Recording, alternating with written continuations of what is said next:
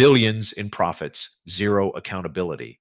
That's the story of Big Pharma, the government, and the great mRNA experiment. And the man pulling the plug on the gravy train, Robert F. Kennedy Jr.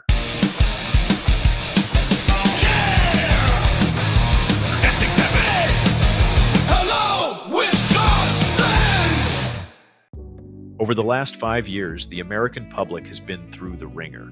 Pandemic, lockdowns, mandates, and what we were told was a miracle vaccine that would end it all. And yet here we are.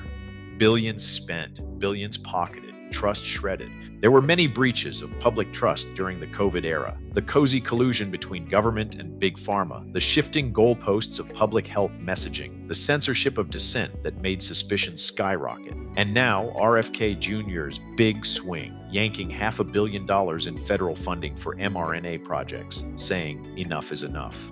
We're going to walk through what happened, why trust broke, what RFK is doing about it, and why capitalism itself might be the safety net against bad science and political cronyism. Here's the core betrayal. Pharma got billions in subsidies, indemnity from lawsuits, and a guaranteed customer base, all while posting record profits. That's not free enterprise. That's a rigged casino. Moderna, a company that had never brought a product to market, walked away with nearly $1 billion in taxpayer money from BARDA just to develop its vaccine. Add billions more in purchase guarantees. Pfizer strutted around claiming it didn't take R&D money. But don't let them fool you. They locked in a $1.95 billion advance purchase contract for 100 million doses. That's a subsidy with a different label. The result? Pfizer made $36 billion off its COVID vaccine in 2021. Moderna raked in $17 billion. Moderna went from 0 products to Fortune 500 overnight, courtesy of Uncle Sam. And liability? Forget it. The PrEP Act gave them immunity. You couldn't sue them if something went wrong. Injured? Tough luck. Your recourse was a tiny government compensation program that denies most claims. Translation: taxpayers carried all the risk, corporations took all the reward. This isn't capitalism, it's corporate socialism. Privatize the gains, socialize the losses. A free market, more like a state-sponsored monopoly. Now let's talk about the whiplash. Remember, the promise is 95% effective, stops transmission, 2 shots to normal life. That's what we were told in 2021. Dr. Walensky said, vaccinated people don't carry the virus. President Biden declared, you're not going to get COVID if you have these vaccinations. Bold, definitive, and completely wrong. Fast forward 6 months, breakthroughs everywhere, Delta spreading like wildfire, and suddenly the story was, well, you might need a booster. Then Omicron hit, tearing through boosted populations, and the narrative collapsed. Actually, you'll need regular boosters, maybe yearly, maybe more. This wasn't science evolving, this was confidence game marketing. They sold certainty where there was none. They oversold short-term trial data as if it were gospel. And then came the insult, ignoring natural immunity. Studies showed that surviving COVID often provided stronger protection than vaccination alone. But instead of acknowledging that, public health policy treated recovered Americans like second-class citizens until they lined up for doses. Mandates didn't care if you had antibodies from infection. You were coerced anyway. That arrogance further demolished credibility. Even Dr. Deborah Birx admitted in 2022, I knew these vaccines were not going to protect against infection, and I think we overplayed the vaccines. No kidding. As if broken promises weren't bad enough, the government decided to muzzle anyone who pointed them out. The White House bragged about flagging posts for Facebook to remove. Emails revealed regular calls between CDC officials and social media execs about who to ban, what to censor. If you questioned transmission claims or shared Pfizer's own trial data, you could get slapped with a warning or banned. That's not fighting misinformation. That's government-directed censorship. And guess what? A federal judge later agreed, calling it a massive effort to suppress speech. And here's the kicker. Many of the things censored turned out to be true. Early talk of a lab leak, once misinformation, now a mainstream possibility. Pointing out that vaccines don't fully stop transmission, banned in 2021, common knowledge by 2022. Censorship didn't protect trust, it annihilated it. When you treat adults like children and very uncomfortable facts, people assume you're hiding the truth, and in this case, they were right. Enter RFK Jr., now sitting in the HHS hot seat. He looked at the numbers, looked at the promises, and decided it was time to stop feeding the beast. He canceled $500 million in BARDA contracts for mRNA vaccine development. 22 projects gone. His reasoning was blunt. mRNA vaccines failed at their central promise of stopping infection and transmission. Their durability was lousy. Safety concerns like myocarditis were downplayed, and endless booster cycles eroded public trust. His quote said it all. These vaccines fail to protect effectively against upper respiratory infections like COVID and flu. We're shifting funding towards safer, broader vaccine platforms.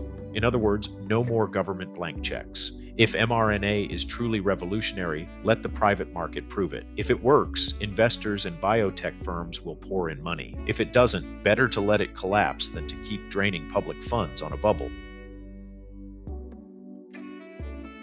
This is where RFK flips the script. His move isn't anti-science, it's pro-capitalism. Think about it. Insulin, antibiotics, statins, none needed perpetual subsidies to thrive. Once proven effective, they made money on their own. If mRNA is the miracle its backers say it is, Pfizer and Moderna should have no problem funding their own pipelines with the billions they already made. That's how capitalism vets technology. The market rewards what works. It starves what doesn't. Government interference only props up weak products and distorts priorities. Right now, we've got corporate welfare masquerading as public health policy. Kennedy's cut forces a stress test. Will mRNA survive in the real world without political life support?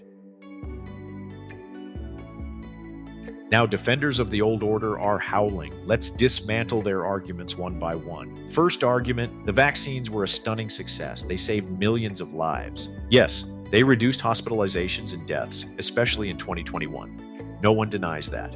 But stunning success? Please.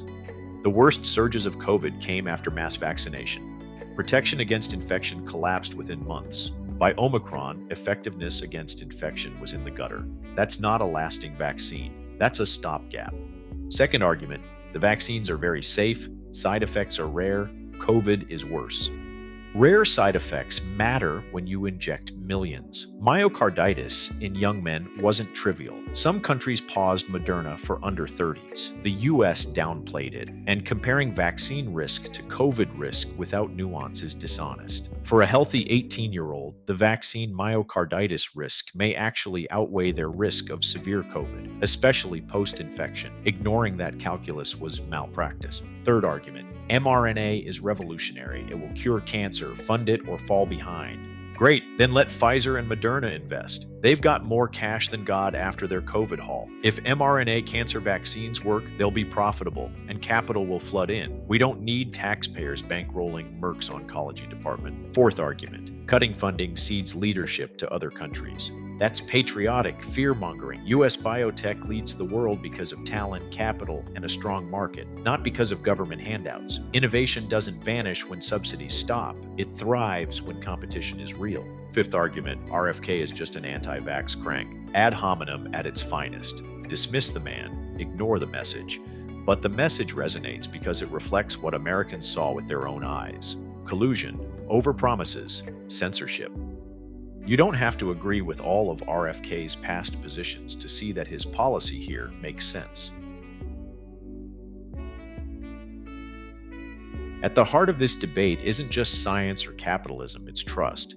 Public health only works when the public trusts it. That trust was shattered. Pharma got rich, government overpromised, tech censored dissent. People aren't anti-science, they're anti-being lied to. Kennedy's move signals a reset. No more subsidies until the technology proves itself. No more one-size-fits-all narrative. Redirect funds to a broader range of approaches. Let the market decide what works. If mRNA is truly the future, it will survive just fine. If not, better to cut losses now. Either way, the message is clear. The government's job is to protect public health, not bankroll corporate experiments.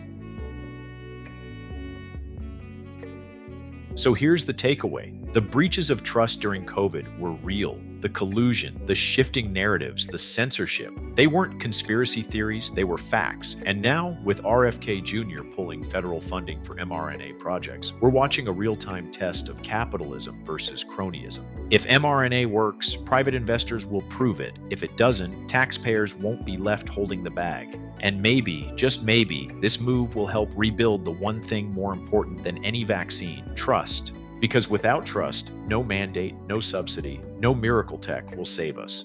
With trust, people will follow the science voluntarily. The choice is simple: transparency, accountability, capitalism, or more of the same deception that got us here. And I don't know about you, but I'm done paying for Big Pharma's spin.